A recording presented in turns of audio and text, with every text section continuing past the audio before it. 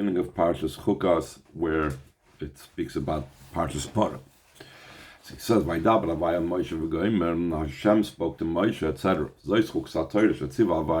This is the Chukah, the decree of the Torah. Hashem commanded. It's known, the analysis of this and the examination of this. It's brought down to the Torah and in many other places. We need to understand why it says the name Yud Kei Vav Kei twice. Vaydaber Havaya Moshe Leimer, and then Zois Chuk Satorah Asher Tziva Havaya. So again, it says twice Havaya. The Lachura Havalei Leimer Vaydaber Havaya Moshe v'Gomer Zois Chuk Satorah Asher Tziva Havaya. It should have just said that Hashem spoke to Moshe. This is the Chuk of the Torah that Havaya spoke. So it was said only Havaya one time. The same thing, or could have been a different way. Could have said, Oy Vaydaber Havaya al Moshe, and Havaya spoke to Moshe, this is the chukah of the Torah that I command you. That's one question. Why is it necessary to say Shem Havaya twice? Also, we need to understand, by Parah Adum it says, Stam. Just says this is the chukah of the Torah. And it doesn't specify, like we have in other places, it says, Zois Chukas HaPesach. This is the chukah of the Korban Pesach. But before we explain this question fully, we need to explain the differences between mitzvahs by prefacing, in the general mitzvahs, there are three types, three different categories, Mishpatim, Eidos, V'chukim. And he goes on to explain what are the difference between the Mishpatim, Eidos, and Chukim. Mishpatim ema mitzvahs shal pi ha-seichel. Mishpatim are mitzvahs that are rational, logical mitzvahs.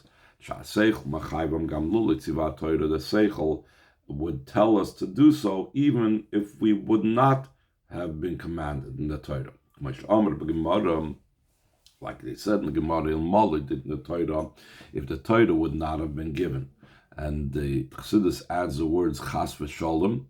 The Rebbe speaks about it in Kutesiches. He makes a footnote over there. If heaven forbid the Torah would not be given, we would have learned not to rob would have learned from an ant, and we would have learned modesty from a cat, etc. So those are the logical mitzvahs. The Eidos are such mitzvahs that logic alone would not obligate us to do so. But once the Torah commanded us, they're also understood intellectually, because these are testimonies to events. These make sense. They celebrate and testify and certain events. For example, the mitzvahs, those mitzvahs that they are done as a commemoration for a particular event. For example, the Yom Tov of Pesach, Rosh Hashanah, which is the head of all the pilgrimage festivals. The Torah commanded us to make a commemoration for going out of Mitzrayim. Also, intellect understands it. The rational mind does not balk at that, does not attack that, says, okay, fine. Especially when Torah itself writes the reason. You have to remember you went out of Mitzrayim. Then there's a third category. These are the mitzvahs that the nations of the world, I don't have a good translation for this, tease or annoy the Yidden about. Because there's no rational reason for it. Even to a greater degree, not just don't they have any rational reasoning for this, but they also have things that are the opposite of seichel. For example, in Parah Aduma itself, that Parah Aduma, top of page 2, purifies those that are impure. That's the purpose of Parah Aduma. Parah Aduma is meant to sprinkle on those that came into contact with a dead body. So you spray on them the mixes of the ashes, the water, etc., to be able to make them tahor. But on the other hand, that the kohen and the kohenim that are involved in actually sprinkling the paradum on the person, it makes the pure people impure. She says, this is total opposite of logic. Either logically it should be something that should make you tahor, or logically it should make you tameh. How could the same thing that makes a person tahor make a tahordik person tameh? So it's not just, it is not based on reason, it goes contrary to reason. Chazal say about chukim gzeir gazarti chukachakti and chorishus lahar I made a decree. You have no permission to be able to think after it and to figure it out. Since in Torah there are many mitzvahs that fall into the category of chukim, of mitzvahs that have no rational explanation. We need to understand why specifically paradum does it say this is the chukah of the Torah without saying this is the chukah of the para. It's not the only chukah in the Torah. There's other chukim in the Torah. Second paragraph, Medrash Rabbi Isam. In Medrash Rabbi it's brought down, Medrash Rabbi it's brought down that there is a pasuk. It says, Yehi libi samim b'chokecha, that my heart should be complete with your chukim. What does that mean? So they explain that this idea of Yehi libi samim b'chokecha, my heart should be complete and earnest in your chukim. Obviously, it says chukim lashon rabin. So the Medrash says ze chukas hapesach chukas haparadum, because this is referring to two chukim. There's the chukah of the Korban Pesach and the chukah of the paradum. Shabbos never chukecha lashon rabin, because it says chukecha yili v'samim b'chukecha in the plural, not chokcha. V'gam nemar b'chukecha, but the Tosefes Beis, the fact that it says b'chukecha, that additional letter Beis, the letter Beis indicates the number 2. Similar to what we say Bereshis, Bishvil Beis Reshis, for 2 things that are Reshis. The same thing, it was like saying Beis Chukecha, there are 2 things that are Chukim, the Mashma Shnei Chukim. And why specifically Shnei Chukim? Because it says, by Paradum it says, Zois Chukas HaTorah, and by Korban Pesach, the Torah calls it Zois Chukas HaPesach. So we see that there are 2 chukim, and Dvar Malchus says in Tillim, Yehi libi samim b'chukecha. So then the Medrash Rabbi goes on to say, Lama, what is this about? These 2 chukim. So he says that it's sheshneim doimim zelazeh, that both of these chukim are similar to each other. And not only are they similar, so the Rebbe says in the brackets, if we can add, it's not just that they are similar by the fact that both, when it comes to Para Aduma, the Torah uses the word chukah, and when it comes to Korban Pesach, the Torah uses Zeis Chukas HaPesach. The similarity is even more emphasized. They are all hinted in the same word. So the fact that both of these mitzvahs, both of these chukim are hinted in the same word, so that shows that there's a similarity between them. And then the Medrash Rabbah goes on. He quotes the Medrash Rabbah, line 14. In this one, concerning the Korban Pesach, it says, this is the chuk of the Pesach. When it comes to Paradum, it says, this is the chuk of the Torah. And you don't know which chukah is greater than the other. So he says, this can be used a metaphor, an analogy for 2 rich women, 2 matrons that looked similar to each other. They're walking together. Near Shabbos, they see the same. They look like 2 important ladies. Which one of the 2 is greater than the other? Oisa shechaverta malava oisa ad beisa ve'elechas achareh. The one who her friend escorts her to her home and follows her. In other words, the fact that matron A escorts matron B to her home, and then matron A goes home, that means matron B is more important. Kach, in a similar vein, but Pesach never by Chukah. By the Korban Pesach, it used the word Chukah. Ube Para never by Chukah. And also Para Aduma, it says the word Chukah. Umi G'dayla. And which one is greater than the two? HaPara. The Para Aduma is a greater one than the Korban Pesach. Why? Because the ones that eat and consume the Korban Pesach need the Para Aduma to be able to ensure that they not have a tumas mess, which then they can't eat Korban Pesach. Remember, like it says, they will take for the one who is tameh from the ashes of the burning of the chatas and so on. So from the fact that the Pesach needs the Para Aduma, so that means the Para Aduma is more important than the Korban Pesach, because it can accomplish something that the Korban Pesach is lacking. And then the Rebbe goes on and says, we need to understand about this medrash. First, he begins and says they're similar to each other.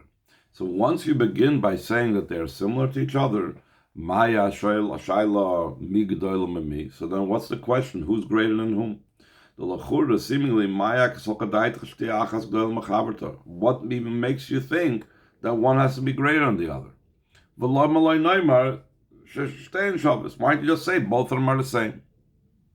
What forces you to say, since you saw them next to each other, you see they're similar, okay, accept the fact that you're seeing it with your eyes, that they're similar, and stop over there. What makes you say, no, even though they're similar, one must be greater? Why? What leads you down that road initially? Another question that I've asked, also we have to understand on the other side, top of page Zion, the Kibim Shal Lefia Maskana, Para G'dayla Pesach, since according to the conclusion, the Chukas HaPara is greater than the Chukas HaPesach. So then ask the other way. Im Kim B'mehim Daimazulazu. So why do you say they're similar one to each other? So the Chukah of the Para is greater, and that's it. They have no similarity. Oizbeis. Yuvin calls that Behagduma. All of this will be understood by first prefacing what's known. The Kivin Shat Torah mitzvahs nitnu Yisrael, since Torah mitzvahs were given to Yidden. Vehem b'shvil Yisrael, and the Torah mitzvahs are for the sake of Yidden. Like it says, Tzavis b'nei Yisrael, command the b'nei Yisrael. So it means that Torah's whole purpose is for the sake of the Yidden. Moving, so it's understood that the matters that are be found in the Torah are also to be found in the service of a person within a person's nefesh. Ubefrat, and especially so, benafshi elakis, in his godly soul, that concerning that it says that the spirit of a person goes up above. So since the entire Torah was given for the nefesh elakis, was given for the Yidden, so we must find in the nefesh elakis a reflection of every aspect of the Torah. So now we're going to talk specifically about these three categories of mitzvahs are also to be found reflected in the nefesh elakis.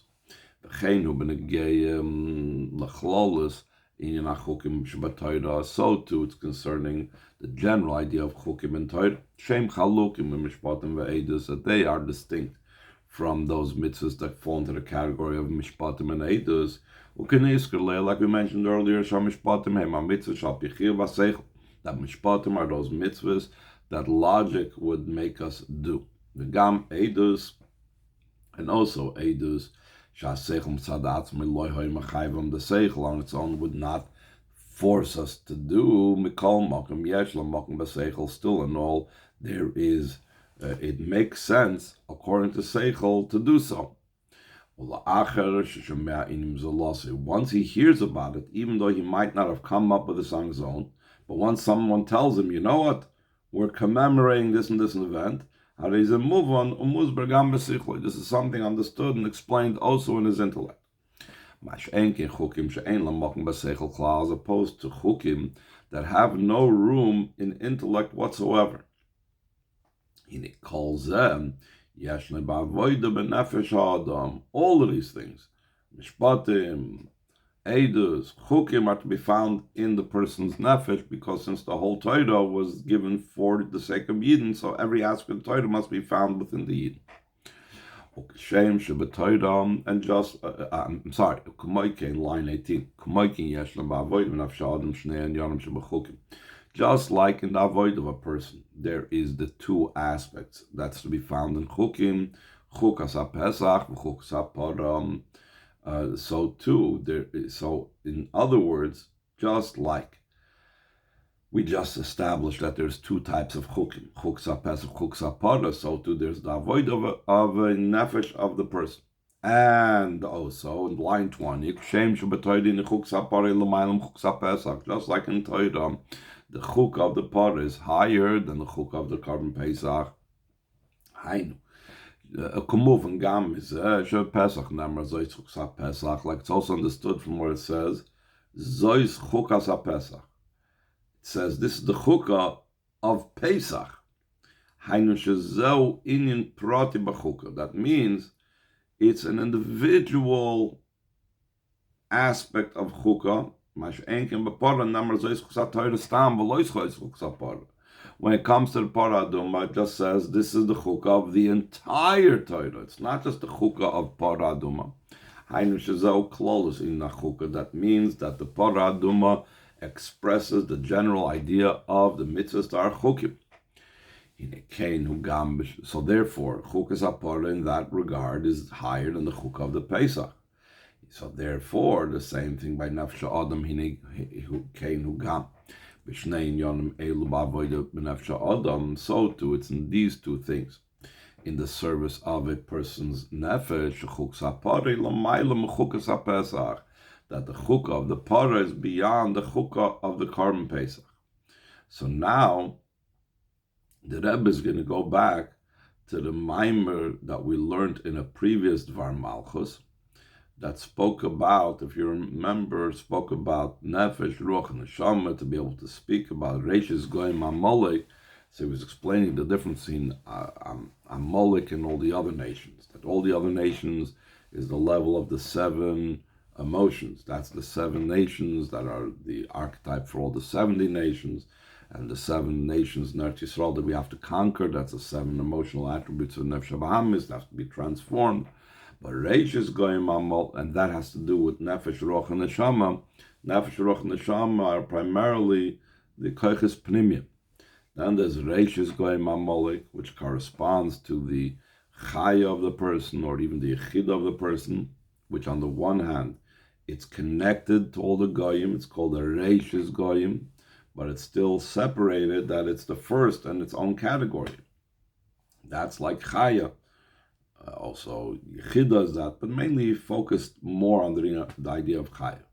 So now he's going to bring this same topic into our minor. So he says, no, he's Gimel, we have to first preface what was explained previously, Shiyet ben Nefesh, Bechinas Nefesh, Ruach, and Neshama. In the Nefesh, there's the levels of Nefesh, Ruach, and Neshama, Shema Koiches Pnimim Shebenefesh. These are the soul powers that enter the person in an internalized fashion. Hachel, top of Peiches, Bechinas Neshama, Shebechinas Abina, beginning from the level of Neshama, which is Bina. Like it says in the Pasuk, V'nishmas Shindal Yud Tevinem, that the Neshama of Hashem, you will make them understand. Now, the fact that it associates in the pasuk neshama with bina, so we see that the level of neshama is the level of understanding, the level of bina. Inyan havon of asog, it's the idea of understanding and comprehension. Shuvim didavag bullets in a way that's with a measure and a boundary. Therefore, it's called an understanding and reason that's explained. As we mentioned earlier, the general idea of bina is the grasp and the revelation, specifically in a vessel. That's the idea of a power that is internalized in the person, that's revealed in the vessels of the person, and so on. And so too we explained about the level of ruach, that the level of ruach has to do primarily and resides primarily in the heart. Because ruach is the level of the emotions, and the emotions, as we know, have to do with the heart. The nefesh should be covered in the level of nefesh, the lowest of the three levels of nefesh, ruach, neshama. That has to do with the liver, meaning it has to do with the powers of action, the Torah mitzvahs that I'm doing in action. It's the idea of action, also including speech and thought. All of these, nefesh, ruach, neshama, are the powers that are internalized, that come down into vessels and are revealed. But in addition to nefesh, ruach, neshama, there's also the transcendent, encompassing levels of the neshama, which are called chay v'yichidam. These are two types of transcendence. Chaya, makif, akarv. Chaya is the close level of makif. V'yichida hu makif arochik. And yichida is a further makif. It's like the difference between garments and a house. A garment is a close makif. It's tailored according to the person. A house is not necessarily tailored according to the person. It could have a big person living in a small house, a small person living in a big house. It's not any association. It's a distant makif. Let's explain Kabbalah being bechinas tselem, concerning the word tselem. So it says, what does it mean, like betzelem alakim asa sa'adam, or nasa adam etzalmeinu kid meseinu? So Kabbalah explains like this: Shat tzadik, the tselem, who the letter tzadik of the word tselem is bechinas nefesh, ruach, and neshama. It's the level of nefesh, ruach, and neshama. Shem koiches pnimim, these are the inner koiches. The reason why is because the nefesh, ruach, and neshama has to do with the 9 spheres, starting from bina, going all the way down to malchus. Each one of them, it contains in them 10, so you have 10 times 9, you have 90. Halamid etzelem, u'bechinas makif hakarev. The lamed of tzelem goes on the way you already have chachma, and the way the chachma has to do the calculations either has to do with bina and das. So you have again 3 spheres, each one including 10 in them. V'amem de tzelem b'chinas yichida makif harochik. It's including also the level of keser. So that's even further. That's yichida. That's called makif harochik. And the mimer will go on to explain what is these different levels of makif hakarev and makif harochik. So let's make a little bit of a dent in the next ois, top of page test. Ois dalet. The idea behind this is the bechinas chaya ina chachma. The level of chaya is a level of chachma, like we also spoke about in the mimer that we learned earlier. It's beyond the understanding and comprehension that's in bina. What's the idea of the understanding, comprehension of bina? That he understands in such a manner, he understands something that's outside of himself. Though he understands it very well, till the thing becomes completely validated and verified by him. The kol makim, still in all, it's not in such a way that he knows the thing itself, but rather that the intellectual reasoning forces him to understand that it's so. Therefore, therefore, the bittul that results from a person's understanding alone, just from the level of bina, he remains in his metzias, and that's, he's going to explain, is the difference between re'iyah and shmiyah, that by shmiyah as valid and as much as he understands, he still remains the person that's understanding, and his metzius is still there.